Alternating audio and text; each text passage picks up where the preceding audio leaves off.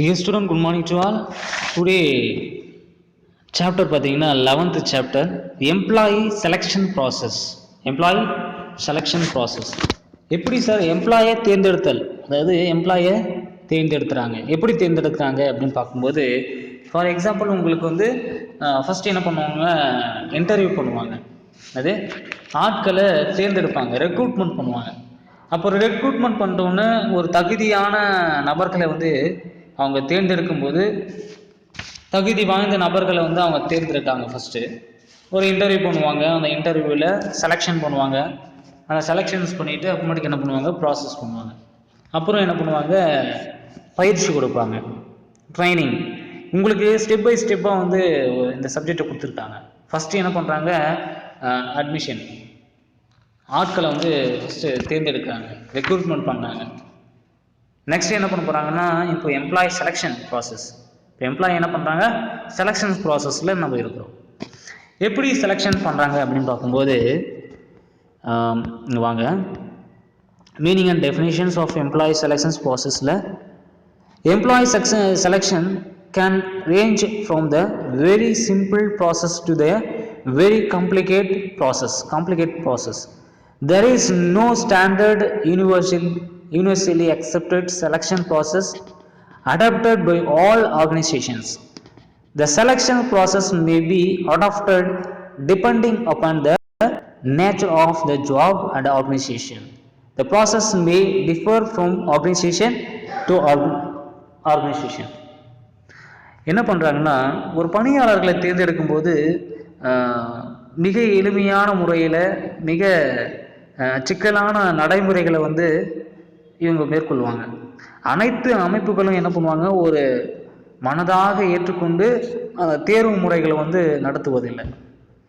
அவங்களுக்கு தகுதி வாய்ந்த நபர்கள் யார், அவங்களுக்குள்ள என்ன திறமை இருக்குது, அவங்க என்ன படிச்சிருக்காங்க, அவங்களுக்குள்ள என்ன ஸ்கில் இருக்குது, அவங்களுக்குள்ள என்ன நாலேஜ் இருக்குது, இது எல்லாத்தையும் அவங்க என்ன பண்ணுவாங்க, மேற்கொண்டு அப்புறம் தான் வந்து செலெக்ஷன் பண்ணுவாங்க.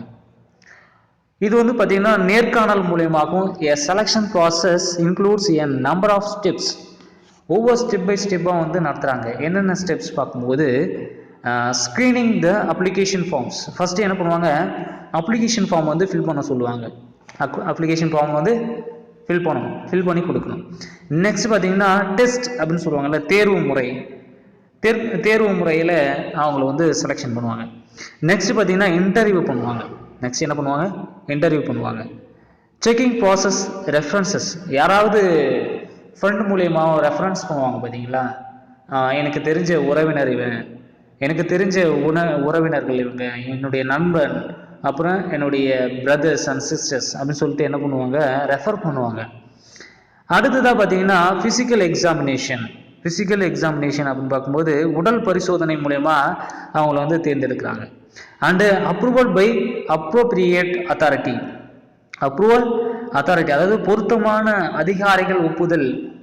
இந்த பொருத்தமான ஒரு அதிகாரி இருக்காங்கன்னா அவர்களுடைய ஒப்புதல் மூலியமாக என்ன பண்ணுவாங்க, செலெக்ஷன் பண்ணுவாங்க. And handing over the selected candidates to orientation and placement section. அதாவது இப்போ நான் பொருத்தமான நபர்களை தேர்ந்தெடுத்தாச்சு, அதிகாரப்பூர்வமாக என்ன பண்ணாங்க, அதிகாரிகள் மூலமாக ஒப்படைக்கப்பட்டாச்சு, ஒப்புதல் வழங்கியாச்சு. அப்புறம் தெரிவு செய்யப்பட்டவனுடைய அறிமுக பயிற்சி அப்படின்னு ஒன்று இருக்கும்.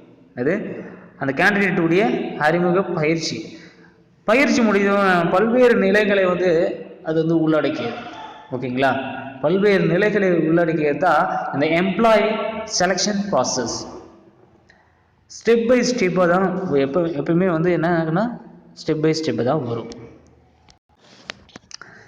இந்த செலெக்ஷன் ப்ராசஸை பற்றி டெலிவ் ஹேடர் அப்படின்னு சொல்லிட்டு ஒரு ஆர்டிஸ்ட் அவர் வந்து என்ன சொல்றாருன்னா, selection is the process in which the candidate for employment are divided into two classes, those who are to be offered employment and those who are not அப்படின்னு சொல்றாங்க.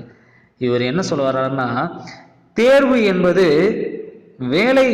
வேலை வாய்ப்பிற்கு விண்ணப்பிக்கும் விண்ணப்பதாரர்களை பணி வழங்கப்பட தகுதியானவர் மற்றும் தகுதியற்றவர் என இரு வகையாக வகைப்படுத்துவதே இந்த செலெக்ஷன் ப்ராசஸ் அப்படின்னு சொல்கிறார், எம்ப்ளாயி செலெக்ஷன் ப்ராசஸ் அப்படின்னு சொல்கிறார்.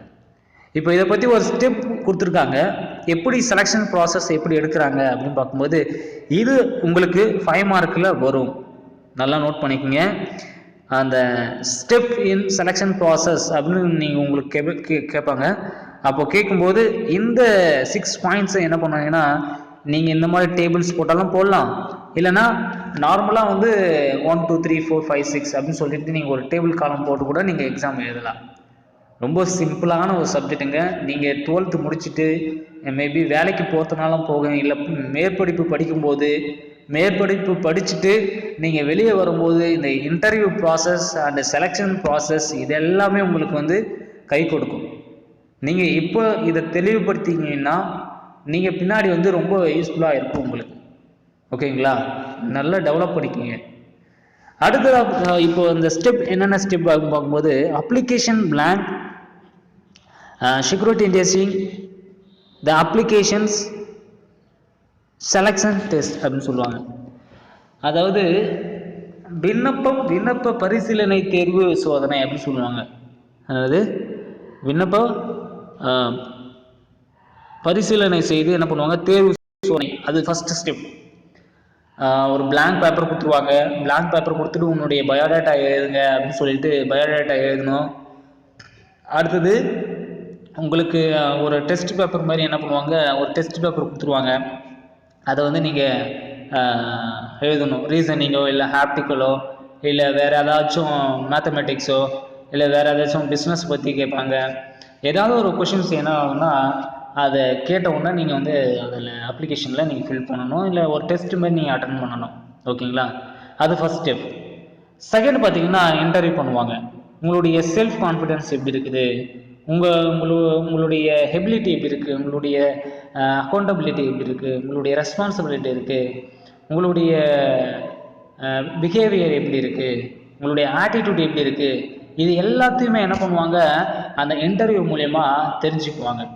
உங்களுடைய ஸ்பீச் எப்படி இருக்குது, ஸ்பீச் நல்லா பண்ணுறாங்களா, கான்ஃபிடெண்ட்டாக பண்ணுறாங்களா, பயத்தோடு பண்ணுறாங்களா, எல்லாத்தையும் வந்து ஓவராலாக வந்து நோட் பண்ணக்கூடியது இன்டர்வியூவில் ஓவராலாக வந்து என்ன பண்ணுவாங்க, நோட் பண்ணுவாங்க. நெக்ஸ்ட்டு என்ன ப்ராசஸ் அப்படின்னு பார்க்கும்போது ஃபிசிக்கல் எக்ஸாமினேஷன்ஸ், ரெஃபர்ஸ் செக். அதாவது ஃபிசிக்கல் எக்ஸாமினேஷன் அப்படின்னு பார்க்கும்போது உடல் பரிசோதனை. நீங்கள் இன்டர்வியூ முடிச்சிட்டிங்கன்னு வச்சுங்களேன், ஃபஸ்ட்டு நீங்கள் டெஸ்ட்டில் பாஸ் பண்ணிட்டீங்க, அடுத்தது இன்டர்வியூவில் பாஸ் பண்ணிட்டீங்க, நெக்ஸ்ட் 3வது ஸ்டெப்பில் ஃபிசிக்கல் எக்ஸாமினேஷன் பார்க்கும்போது உடல் தகுதியாக இருக்கிறானா, இந்த வேலைக்கு உடல் தகுதியாக இருக்கிறானா அப்படின்னு சொல்லிட்டு என்ன பண்ணுவாங்க, உடல் தகுதி தேர்ந்தெடுப்பாங்க. ஃபார் எக்ஸாம்பிள் நம்ம வந்து மிலிட்டரி, போலீஸ், இந்த மாதிரி நீங்கள் கான்செப்டில் போங்க. இந்த மாதிரி விஷயத்துக்கு இந்த உடல் தகுதியெல்லாம் தேவைப்படும். அடுத்து தான் வந்து ரெஃபரன்ஸ் செக் அப்படின்னு பார்க்கும்போது, அதாவது குறிப்புகளை வந்து என்ன பண்ணுவாங்க, சரி பார்ப்பாங்க. ஏதாவது விடுபட்டு இருக்கா அப்படின்னு சொல்லிட்டு என்ன பண்ணுவாங்க, செக் பண்ணுவாங்க. அப்போ செக் பண்ணிட்ட உடனே ஓகே இது வந்து செக் பண்ணியாச்சு. அடுத்தது ப்ராசஸ் என்னன்னா அப்ரூவல் ஆஃப் ஹையர் அத்தாரிட்டி என்ன பண்ணுவாங்க, இவங்க எல்லாத்தையும் இவங்க தகுதியாக இருக்காங்க அப்படின்னு சொல்லிட்டு என்ன பண்ணுவாங்க, ஹையர் அத்தாரிட்டி கிட்ட போயிட்டு என்ன பண்ணுவாங்க, ஒப்புதல் வாங்குவாங்க. ஒப்புதல் அவர் வழங்கிட்டாருன்னா ஃபைனல் செலெக்ஷன் பண்ணுவாங்க. அந்த ஃபைனல் செலெக்ஷன் முடிஞ்ச உடனே கான்ட்ராக்ட் ஆஃப் எம்ப்ளாய்மெண்ட், அது பணி ஒப்பந்தம் வந்து கொடுத்துருவாங்க. இதுதான் வந்து செலெக்ஷன் ப்ராசஸ். இந்த ஸ்டெப் பை ஸ்டெப்பாக இருக்குது பார்த்தீங்களா, இதுதான் வந்து செலெக்ஷன் ப்ராசஸ். ஓகேங்களா, இந்த சப்ஜெக்ட் வந்து இது மூலிமா நீங்கள் தெரிஞ்சுக்கலாம்.